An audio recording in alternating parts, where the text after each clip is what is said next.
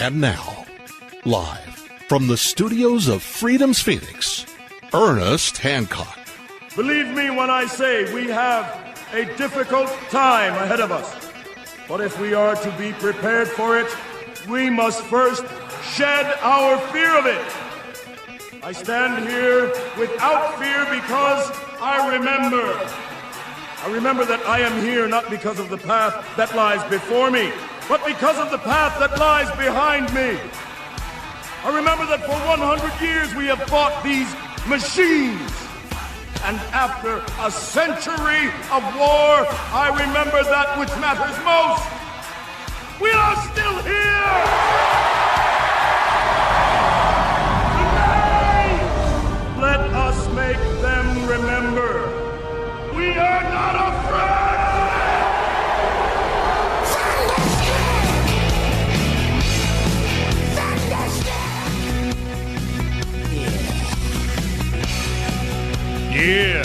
Yeah. No fear here on Declare Your Independence with me, Ernest Hancock, here in Phoenix, Arizona, A from the B-E-A-U-T, full studios of Freedoms with an S, freedomsphoenix.com. All right, man, I'll get better tomorrow. All right, this is David Rodriguez. I'm looking forward to this. Been building up to this all day at 2 hours, getting up to David. And I met him at Acapulco, and good friends with Richard Grove highly recommended we get him on. Now he's on. David Rodriguez is a passionate advocate for empowerment and respect in education. After selling a business at age 26, he moved to South Korea to teach English at a private school, having a background in biotechnology and healthcare. He founded Education Options to empower parents and students in education. In 2014, he started an expo in San Jose, California, where parents can meet innovators in education and easily research schools that empower students, like Montessori schools, democratic schools, homeschooling cooperatives, unschooling.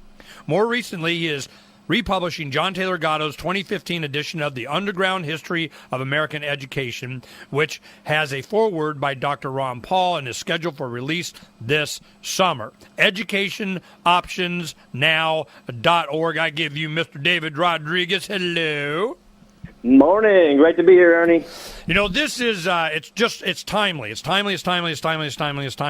I remember I was telling the audience, L. Neil Smith is a science fiction writer, libertarian, and a good friend.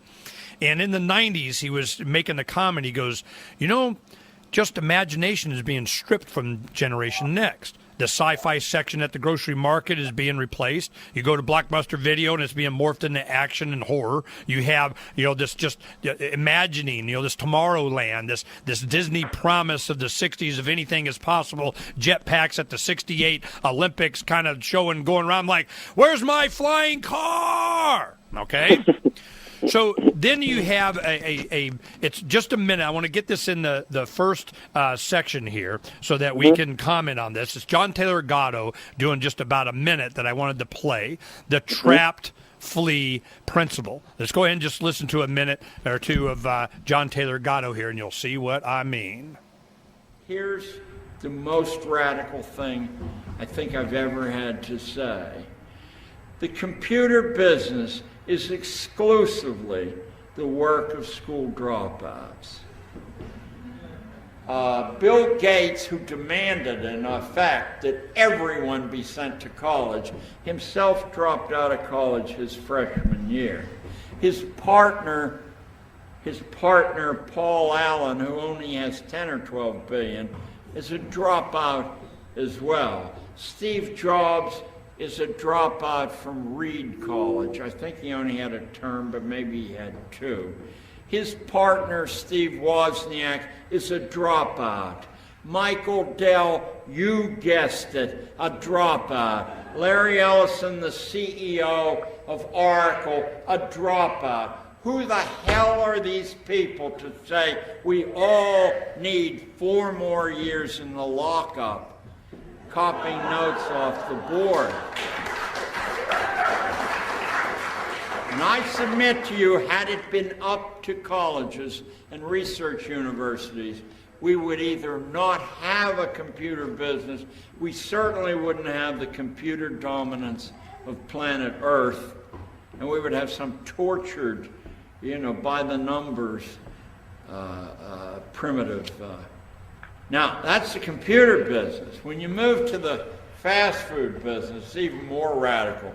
Get Fast Food Nation for the verification of this.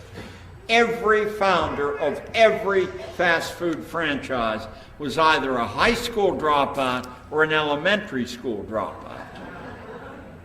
They don't bother with college.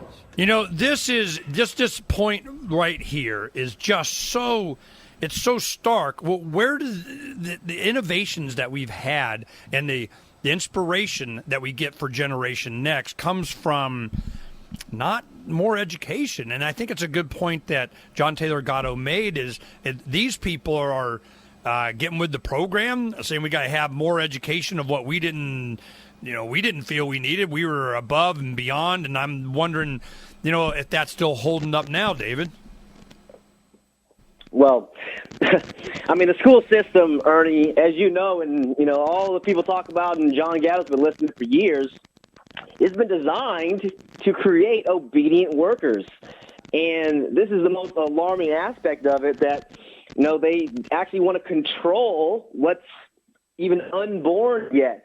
And so these social engineers, the last 150 years, I mean, that's, like you mentioned, imagination. This is the key. And they actually expressed desire and intention to remove this from our children because, I mean, that's really what makes us different, from animal species in general, is we can envision, we can prepare and plan and create a tomorrow, a future that is beyond just our consumption and, the bodily functions of, a human being, and really manifest what is it to be a human being. I mean, these are the core questions that I think most students and human beings feel, but the school system doesn't even give you a chance. You're taught from a young age that memorization and regurgitation of these facts is valuable, and you just played that clip by John Gatto about the top 3 industries in the U.S. were founded by people who definitely didn't go to college, or they didn't complete college, and they either dropped out of high school and even middle school. That when you realize that there's a pathway you have as a person, then you want to take that path. And, man, 12 years of forced attendance, I mean, this has got to be one of the most immoral, criminal enterprises, in history, perhaps, behind, the military-industrial complex. And it's all part of the same thing. My gosh, whose life is it? If you really break down the details of what the system does and is doing, it's mind-blowing. How can this have been going on for so long? And one of the reasons they do that is they change the history, right? So they tell us that, forced schooling's a good thing, and it was always welcome with open hands, and come on, let's force our kids in school. But that's not what happened. They were forced with a horse and the police at gunpoint to take the kids to school. 1850s and 60s when it was coming through in the U.S. because the populace realized that, hey, this is bad news, right? They don't even mention education in the Constitution or Bill of Rights because it's dangerous. You don't want the state, the force, tell us what to do. And anyway, so that's what's good, is that Gatto's been blowing the whistle and shedding light on it. And so now we have enough facts and compelling evidence that, we just got to come out and say it's not good, And so part of the challenge is helping parents realize. It's pretty hard to say I was indoctrinated for, let's say, 12 years, right? And this is happening on a mass scale today, right? There's 55 million kids today who will be going to school, and they don't have a choice. It's like someone has taken away their rights as, this is not your life. This is the state, and this is the curriculum, and this is, you got to, get these good grades. If you don't get these good grades, you're not going to have a successful life. And nothing can be further from the truth. Oh, and by the way, you get a loan and you got debt and be a tax slave to the state and a debt slave to your education of making you more subservient to the state, and kind of you're going to fund your own oppression and indoctrination and thank you. And I'm going, that's bad, is bad. More what the solution is with David Rodriguez. Come back and talk about education options. To be a part of the show, call 602-264-2800, 602-264-2800, and now, Ernest Hancock.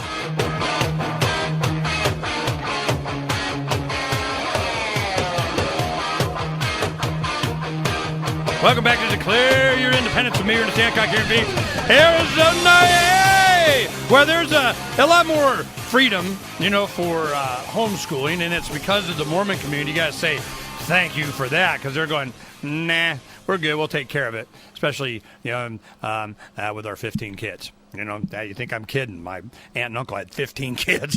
That they could keep a school district going. Well, we had our 4 when our oldest was in 3rd grade. We go, yeah, we're done.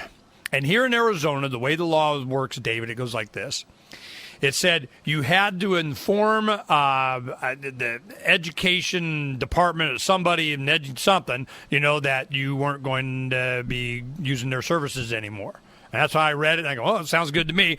I go into the first, by May of the previous year, I'm going, no, we're done. I'm tired. I spend more time trying to de-indoctrinate or actually educate them than them just, if I just educated them at home, I could do better than this. So, right. And without all the crap. So what I did is I go in, first day, oh, Mr. Hancock, hello. And, we got 4 children here. We're going to make us some money, So I go in, I say, can I borrow while you were out, little pink slip there? Turned it over, to whom it may concern, Hancock children no longer be attending government schools. I signed it, put it on the desk. They'll peace out, walked out, never heard from them again. Now, that is what's able to be done here in Arizona.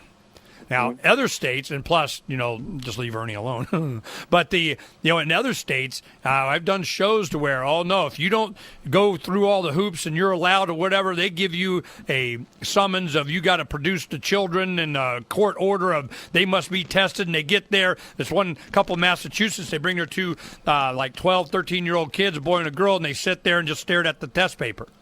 Hey, we complied. We came. What are you going to do? Put an M16 to a 13-year-old's head and say, take a test? So this is what the battle is going on. What is the solution that you're offering? Tell us all about what you're doing, David. Absolutely. The quote that keeps coming up is that you never change things by fighting the existing reality. You got to create a new model that makes the old model obsolete. I mean, that is the quote I heard, 18 months, 2 years ago, and I said, man, that is it. Because once I saw what happened with Ron Paul and his votes being, skewed and the digital fraud and all these different things, like, it doesn't matter if you have the most pure person, trying to change the world if the system doesn't count their vote. So the whole idea behind education options and what I intend to do for, many years here is give parents choices which are real choices, not, which classroom to force your child into, but actual choices. And so they, like you mentioned, there's homeschooling, there's Democrat schooling, there's homeschool cooperatives. Some even charter schools are okay. I mean, with charter schools comes with money, so there's always attachments and strings.